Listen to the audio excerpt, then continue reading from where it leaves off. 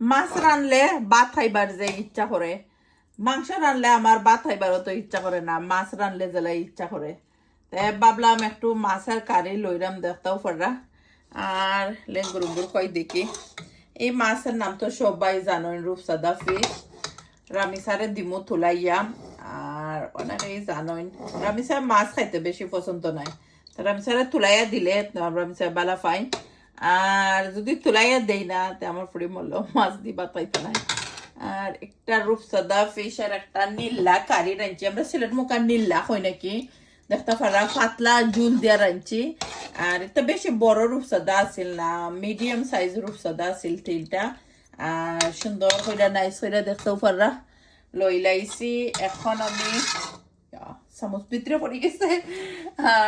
এখন আমি আসলে ভাত আর চালন জানে ওটা রান্দা তুইয়া গেছিলাম, আর এখন আমি মাইক্রোবো গরম করে দিব, একটু হালকা গরম হইলে খাইতে ভালো লাগবো আর কি।